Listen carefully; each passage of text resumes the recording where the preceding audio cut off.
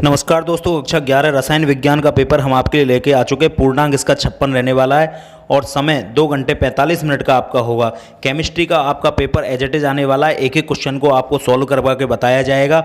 और दोस्तों, वीडियो पर पहली बार विजिट करने आए हो तो चैनल को सब्सक्राइब करके बेल आइकन जरूर दबा दें, जिससे आगामी वीडियोज का नोटिफिकेशन आपको लगातार मिलता रह सके। देखो दोस्तों, पहला क्वेश्चन आपका दे रखा है, आवोगाद्रो संख्या अणुओं की वह संख्या है जो उपस्थित होती है। अब आवोगाद्रो संख्या कितनी होती है आपकी, तो आवोगाद्रो संख्या का मान होता है 6.022 गुना 10⁻23। अब इसका मतलब क्या होता है, समान ताप दाब पर 22.4 लीटर। तो एक मोल गैस का आयतन कितना होता है, 22.4। और इस पूरी संख्या का मतलब होता ही क्या है, एक मोल। तो ये एक मोल है। तो देखो, किसी पदार्थ का एक मोल, ये भी सही है, ए ऑप्शन भी सही है। पदार्थ के 1 ग्राम अनुभार, तो ये भी सही है, क्योंकि एक मोल गैस का जो भार होता है वो आपका 1 ग्राम अनुभार होता है, एक मोल पदार्थ का। और तो इसमें डी ऑप्शन सही हो जाएगा, उपर्युक्त सभी। अगला क्वेश्चन है आपका, जब द्विगंशी संख्या L बराबर 0 हो तो कक्षक की आकृति क्या होगी। तो दोस्तों, L बराबर 0 का मतलब होता है S कक्षक, और S कक्षकों की आकृति कैसी होती है आपकी, गोलाकार। यदि L बराबर 1 होता तो डंबलाकार हो जाता, L बराबर 2 होता तो द्विडंबलाकार हो जाता, और L बराबर 3 होता तो F कक्षक होने के कारण जटिल हो जाता। बी ऑप्शन सही हो जाएगा। अगला क्वेश्चन आपका दे रखा है यहाँ पर, निम्न में से किसकी ऊर्जा न्यूनतम होगी।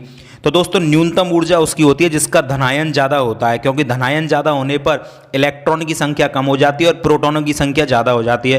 प्रोटॉन ज़्यादा होंगे तो नाविक का आकर्षण बल बढ़ जाएगा, और नाविक का आकर्षण बल बढ़ेगा तो वो इलेक्ट्रॉनों को खींच खींच के अपनी ओर पास लाएगा, जिससे आकार घटेगा। तो देखो, सबसे ज़्यादा धनायन किस पर दे रखे हैं, Mg+2 पर। तो सही ऑप्शन इसका सही हो जाएगा। अगला ऐसा कोई क्वेश्चन आए तो आप सबसे पहले ये देखेंगे, जिस पर सबसे ज़्यादा धनायन है वो सबसे छोटा होगा, और जिस पर जितना ज़्यादा ऋणायन है वो उतना ही बड़ा होगा। अगला क्वेश्चन है, कैल्शियम के बाह्यतम कोष में इलेक्ट्रॉनों की संख्या या संयोजी कोष में इलेक्ट्रॉन, तो 2 हो जाएंगे, क्योंकि इसकी ट्रिक होती है वर्ग संख्या 2 के तत्व हैं ये, बेटा, मांगे, कार, स्कूटर, बाप, राजी। पूरे तत्वों के बाह्यतम कोष में 2 इलेक्ट्रॉन होते हैं, या संयोजी कोष में 2 इलेक्ट्रॉन उपस्थित होते हैं। अगला क्वेश्चन देखोगे आप, यहाँ पर दे रखा है, निम्न में से किसके विसरण की दर सबसे अधिक होगी।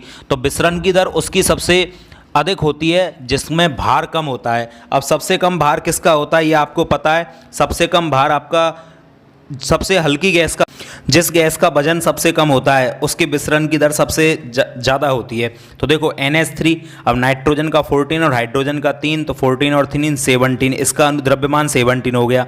मीथेन का कितना हो जाएगा, 16। हाइड्रोजन का कितना होगा, 2। और O2 का कितना हो जाएगा, 8 दूनी 16। तो सबसे हल्की गैस कौन सी हुई आपकी, H2। तो सही ऑप्शन सही हो जाएगा। विसरण उसका सबसे ज़्यादा होता है जो सबसे हल्का होता है। विसरण मतलब बहना। अब आप खुद देखो, जो आदमी जितना हल्का होगा वो उतनी तेज भागेगा। अगला क्वेश्चन है आपका, हेंस का नियम किससे संबंधित है। तो हेंस कहता है एक चक्राकार प्रोसेस को बताता है, तो अभिक्रिया के ऊष्मा परिवर्तन से संबंधित होता है हेंस का नियम।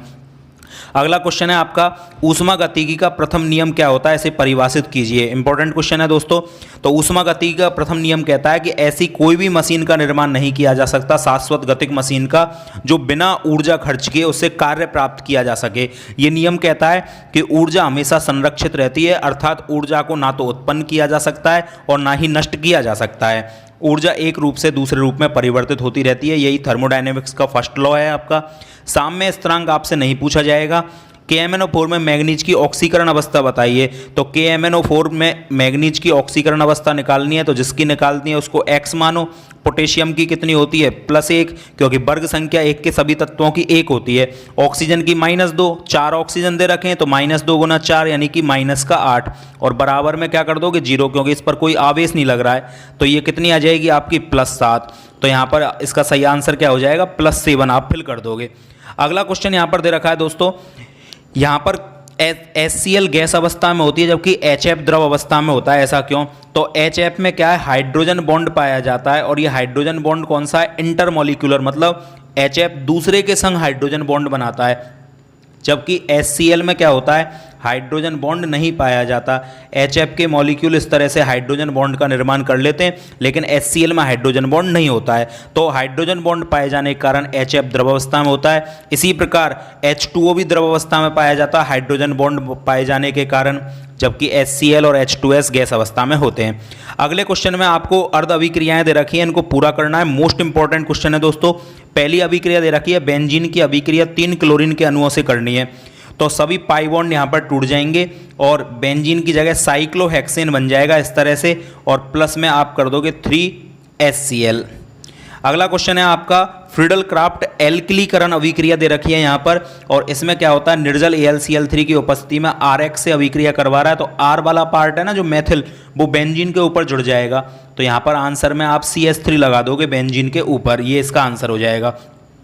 अगला क्वेश्चन यहाँ पर दे रखा है C6H6MgX, हालांकि ये गलत है, C6H5 होगा, यहाँ पर पेपर में मिसप्रिंट है। तो बेंजीन के ऊपर क्या लगा हुआ है आपका, MgX लगा हुआ है, ग्रिग्नार्ड रिएजेंट बन गया, और इसका जल अपघटन आप करवा रहे हो HOS से क्रिया, तो यहाँ से ये बॉन्ड आपका ब्रेक हो जाएगा, तो फिनॉल का निर्माण होगा। इसमें आंसर में आप क्या कर दोगे, बेंजीन के ऊपर OH लगा दोगे, फिनॉल बन जाएगा इसमें।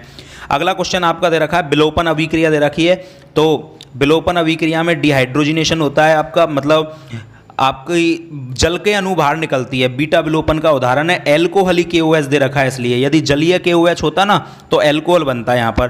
तो विलोपन अभिक्रिया में क्या होगा, यहाँ से तो OH और यहाँ से H हट जाएगा, और ये आपका CH2 डबल बॉन्ड CH2 का निर्माण हो जाएगा, एल्कीन बन जाएगी इस अभिक्रिया में। अगला क्वेश्चन आपका दिया हुआ है CH3 डबल बॉन्ड CH3। तो दोस्तों मार्कोनिकॉफ का नियम लगेगा, यहाँ पर HBr के साथ अभिक्रिया होती है, और मार्कोनिकॉफ का नियम मोस्ट इंपॉर्टेंट नियम है, आपके लिए पूछा जा सकता है। मैं आपको नियम बता देता हूँ। मार्कोनिकॉफ कहता है जब भी किसी असममित एल्कीन पर ध्रुवीय अभिकर्मक, ध्रुवीय क्या होता है, जो प्लस और माइनस में टूट जाए, जैसे H+Br-, ध्रुवीय अभिकर्मक का योग कराते हैं, तो जिसका जो नेगेटिव वाला पार्ट होता है ना, वो उस पर जाकर जुड़ता है डबल बॉन्ड वाले पर, जिस पर हाइड्रोजन कम होते हैं। अब C पर तो एक भी हाइड्रोजन नहीं है, इधर एक हाइड्रोजन है, तो ये Br इस C पर आ जाएगा, और आपका आंसर क्या बनेगा, CH3 single bond C CH3, इस पर आप Br लगा दोगे, डबल की जगह सिंगल कर देना, और इस पर क्या आ जाएगा H, तो ये CH की जगह CH2 हो जाएगा, और इधर CH3, ये इसका आंसर आने वाला है। तो इस तरह से आप यहाँ पर इनको कर दोगे। अगला क्वेश्चन देखते हैं हम यहाँ पर नेक्स्ट। अगला क्वेश्चन आपका यहाँ पर दे दिया है N+L बराबर 5 होने पर उपकोषों की संख्या क्या होगी। तो दोस्तों अब मैं आपको पूरा पेपर वैसे बता देता हूँ, यदि कोई क्वेश्चन आपके समझ में नहीं आए तो आप कमेंट बॉक्स में कमेंट करके मेरे से पूछ सकते हैं। एक एक क्वेश्चन को आप जरूर देख के जाएं, ये मोस्ट इंपॉर्टेंट क्वेश्चन है जो आपको एज इट इज एग्जाम में देखने को मिल जाएंगे। हाँ, कुछ क्वेश्चन इसमें ऐसे हैं जो कि आपके नहीं होने चाहिए थे, गलती से प्रिंट हो गए हैं इसमें, वो क्वेश्चन आप छोड़ दें। जो आपका 30% सिलेबस हटा है उसके अलावा उसमें से पूछ लिए गए हैं, तो ऐसे क्वेश्चनों को आप ना करें। हालांकि इसमें एक या दो ही ऐसे क्वेश्चन हैं जो आपसे ऐसे पूछे गए हैं, बाकी के सब क्वेश्चन आपके सिलेबस के ही हैं, इनको जरूर करके जाएं। सेथ-जेप का नियम, मार्कोनिकॉफ का नियम मोस्ट इंपॉर्टेंट नियम है, जरूर आप देख लें। प्रेरणिक प्रभाव, इंडक्टिव इफेक्ट जिसे बोलते हैं, अनुनादी संरचना आपसे पूछी जाएंगी। सार्थक अंकों का क्वेश्चन निश्चित आना है। इसके अलावा अष्टक नियम आपसे पूछेगा, एरोमेटिसिटी आपसे पूछी जा सकती है।